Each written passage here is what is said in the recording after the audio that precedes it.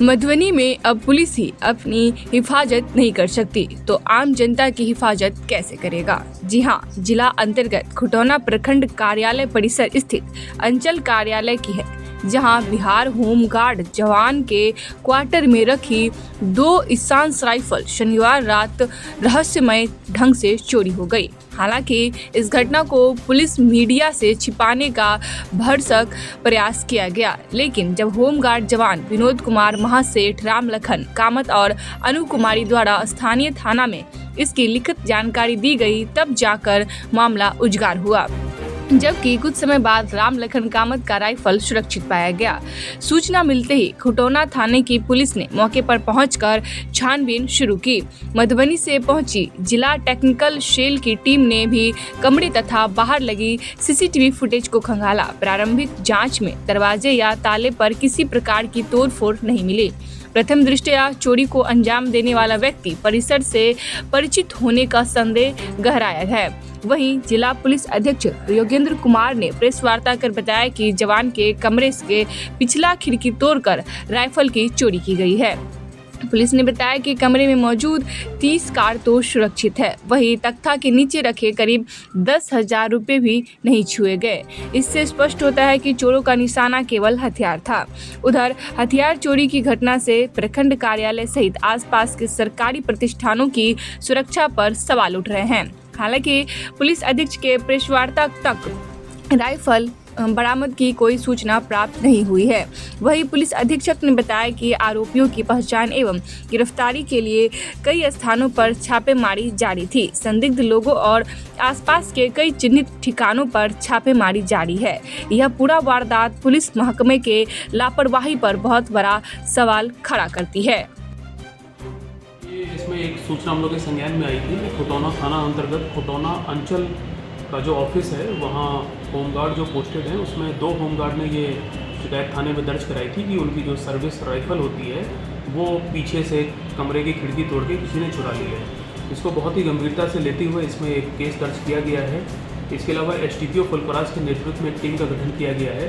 इस टीम ने पिछले एक दिन में करीब 6-7 लोगों से जिन पे संदिग्ध हैं, जिन पे शक जा रहा है, उनसे पूछताछ की है और अभी भी हमारी जो टीम है लगातार वो आसपास के जो थाना क्षेत्र हैं वहाँ चेकिंग का अभियान चल रहा है और जितने भी लोगों को शक जा रहा है, इंक्लूडिंग जिन्होंने केस दर्ज कराया, सबसे पूछताछ की जा रही है। एक विशेष टीम इस पर काम पे लगी हुई है, इसकी मॉनिटरिंग की जा रही है और इसमें जो भी दोषी हैं वो जल्द उनको पता किया जाएगा और जो सामान चोरी हुआ है वो भी पुलिस जल्द बरामद करेगी। 9-9:30 बजे चल गए साहब के साथ डेरा पर ड्यूटी, वहाँ डेरा पर आवास पर साहब आए ऑफिस कार्यालय, वहाँ से 10:30 से 11 बजे निकले थाना दिवस के लिए।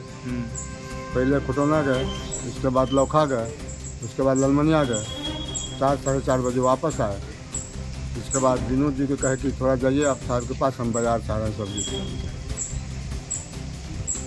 इसके बाद 8 बजे इसके बाद हम आए, कपड़ा चेंज किए, कपड़ा चेंज करके खाना खाया।